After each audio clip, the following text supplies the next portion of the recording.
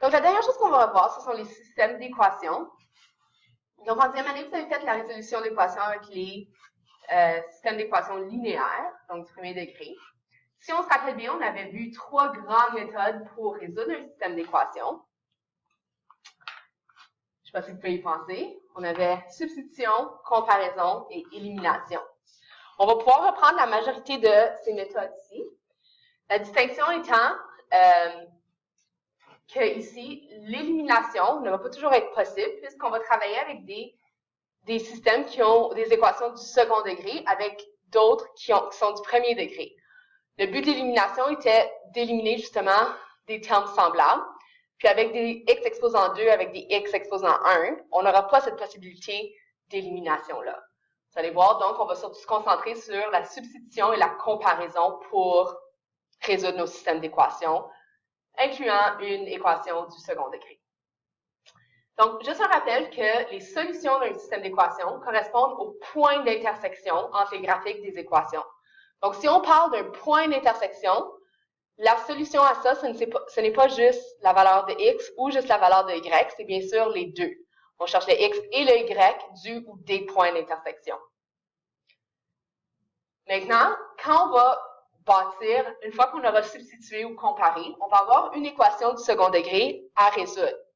À ce moment-là, bien sûr, ça serait possible qu'il y ait un discriminant négatif égal à 0 ou positif. Puis ça, c'est en lien direct avec le résultat du système d'équations. Si j'ai aucun point d'intersection, c'est-à-dire que les deux graphiques correspondants ne se croisent jamais, à ce moment-là, j'aurai donc aucune racine réelle à l'équation à résoudre, ce qui donnerait bien sûr un discriminant négatif, si on voulait le savoir rapidement. Si j'ai un point d'intersection, ça veut dire que ça va être au même x, au même y que ça va se croiser. Donc, ça serait deux racines réelles identiques qui nous donneraient ça. Donc, un discriminant de 0. Si j'avais deux points d'intersection distincts, à ce moment-là, ça serait deux racines réelles distinctes, deux valeurs de x différentes, qui me donneraient donc deux valeurs de y correspondantes différentes, qui viendraient d'avoir obtenu une équation avec un discriminant positif. Donc, ça, c'est des liens intéressants à garder en tête, dépendant du type de question qu'on nous pose. Dans notre premier exemple, on nous donne un petit peu une résolution de problème, une mise en situation. Donc, on nous dit, on pointe un laser qui voyage de façon linéaire selon l'équation donnée vers un anneau circulaire qui suit l'autre équation donnée. Vous avez vu l'équation des cercles dans le passé. On nous demande à quelles coordonnées le laser touchera-t-il à l'anneau. Donc, si on voudrait visualiser ça, ben, on a justement un cercle, un anneau,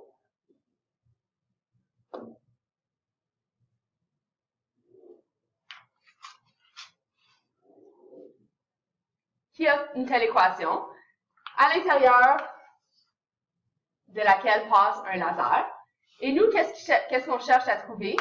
Ce sont les coordonnées où le laser va toucher à l'anneau. Donc, on voit qu'on cherche les points d'intersection de ce qu'on a ici. On a deux équations. Donc, notre première équation, on pourrait la nommer celle-ci comme étant notre équation 1. On pourrait nommer celle-là comme étant notre équation 2. Et on cherche les solutions. On peut se questionner quelle est la méthode la plus efficace ici. On voit qu'on a déjà une variable isolée dans une des deux équations, qu'on pourra alors substituer dans la deuxième. Donc, c'est vraiment la substitution qui serait la plus efficace ici. Vous allez voir qu'on va souvent utiliser la substitution. Donc, je vais substituer l'équation 1 dans l'équation 2. Puis, c'est ça ici qui va me permettre d'établir ma première étape. Donc, si je prends mon équation 2, je pourrais toute la réécrire dans l'état où elle est pour commencer. Mais ensuite, qu'est-ce que je vais faire? C'est que je vais substituer, vous pourriez le faire tout de suite ça, la valeur de y de l'équation 1, qui valait moins 3x plus 10. Je vais substituer cette valeur-là dans mon équation 2. Et voici ce que j'obtiens. Remarquez que je vais avoir maintenant une équation à seulement une inconnue, donc je vais être en mesure de résoudre. Je vais pouvoir premièrement résoudre pour mes x, donc je vais trouver les x, des coordonnées qu'il me faut. Par la suite, il va falloir que je trouve les valeurs de y. Donc ici, je veux obtenir ma forme canonique égale 0 pour pouvoir établir quelle méthode de résolution va être la plus efficace. Faites attention de ne pas faire d'erreur. Donc ici, on a un binôme au carré, ça donne un trinôme carré parfait. Faites bien attention à ça. Donc le carré de mon premier terme, le double du produit des deux termes, puis le carré de mon dernier terme. Si je fais ça ici, je pose tout ça égal à 0. Donc je fais moins 20 de chaque côté pour enlever mon plus 20. Voici ce que je vais avoir comme équation à résoudre. Donc, en premier lieu, on vérifie toujours si la factorisation est possible. Ici, on voit tout de suite qu'on a un PGFC de 10.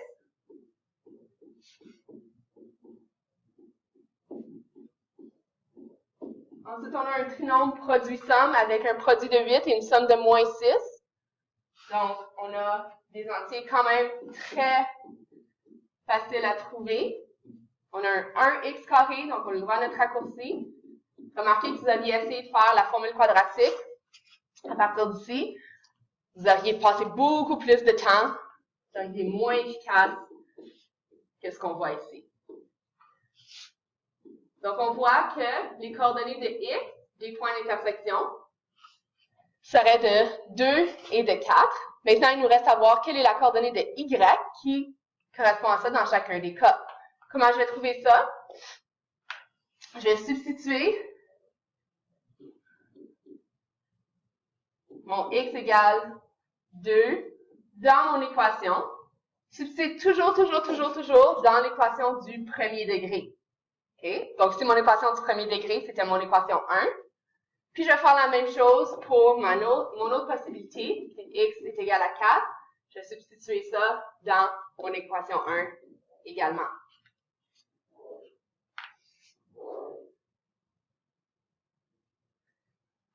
Donc, mon équation 1 avait la valeur de moins 3x plus 10. Donc, je vais avoir moins 3 fois 2 plus 10.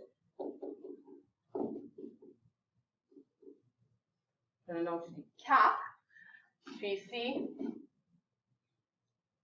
ça donne moins 3 fois 4 plus 10.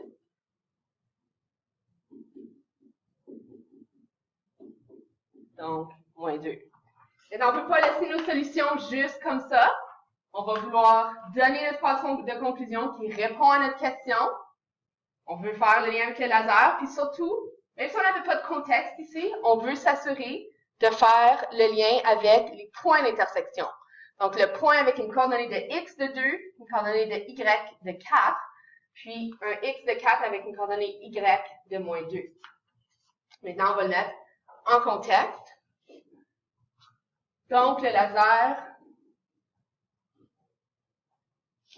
touchera l'anneau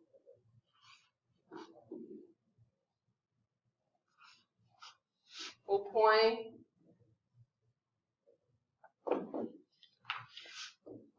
du 4 et 4 moins 2. N'oubliez pas que dans un point, la première coordonnée inscrite, c'est le x, l'autre, c'est le y. Un autre type de question ici. Remarquez qu'ici, on n'a pas un contexte. Tout ce qu'on a, c'est un énoncé. Donc, on nous dit, sans résoudre, détermine le nombre de solutions du système d'équations suivant. Donc, où est-ce qu'on a parlé du nombre de solutions possibles? Et on a établi le fait que la solution d'un système d'équations, c'est le nombre de points d'intersection qu'on peut avoir. Donc, si je voulais savoir ça, il faudrait que je fasse référence à ce qu'on vient de voir ici. OK? Donc, ce qu'on a vu ici, c'est ça qui est important. Si on veut avoir le nombre de solutions, si on n'a aucun point d'intersection, un point d'intersection, deux points d'intersection, on voit que c'est en lien avec la nature des racines. Maintenant, bien sûr, pour pouvoir calculer la nature des racines, il faut qu'on bâtisse notre première équation du second degré qui va nous permettre d'évaluer le discriminant, voir si c'est négatif égale 0 ou positif. Donc, et ça, on va pouvoir le faire sans avoir à résoudre complètement l'équation. Remarquez que résoudre l'équation, ça ne veut pas dire juste faire une manipulation algébrique.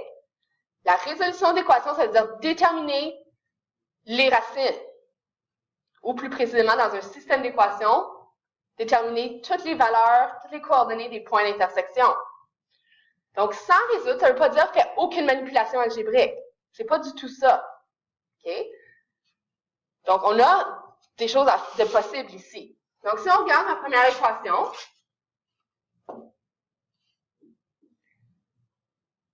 puis ma deuxième équation, je pourrais utiliser la substitution. Ici, je pourrais substituer le y de l'équation 1 à la position du y dans l'équation 2.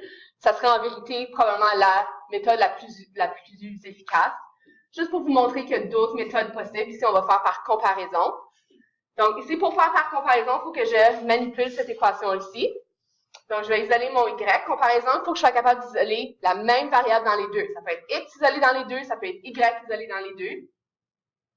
Pour qu'on puisse dire que 1 est égal à l'autre. Donc, voici ce que ça me donnerait. On pourrait appeler ça une troisième équation.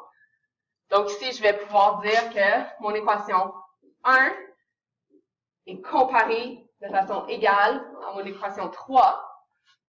Donc, l'équation avec laquelle je débute, c'est comme si je disais y de 1 égale à mon y de l'autre.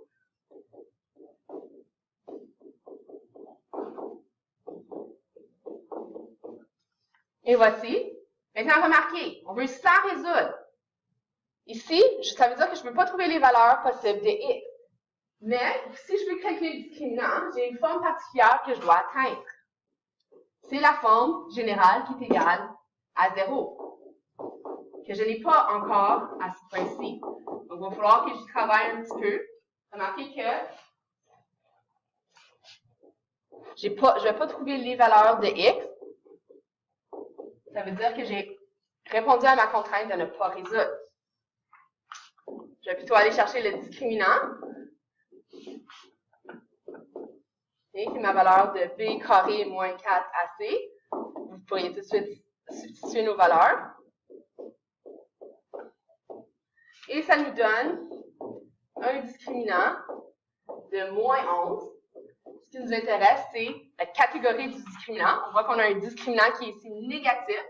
Et si j'ai un discriminant négatif, on sait donc qu'il n'y a aucune racine réelle. Si j'ai aucune racine réelle, on sait que ça va nous mener à un système d'équations qui n'aura aucun point d'intersection. Okay? Puis c'est ce qu'on nous demandait dans la question. Donc, ça n'a aucune solution, donc aucun point d'intersection entre les graphiques du départ, puisque l'équation résultante a un discriminant négatif et n'a donc aucune racine réelle.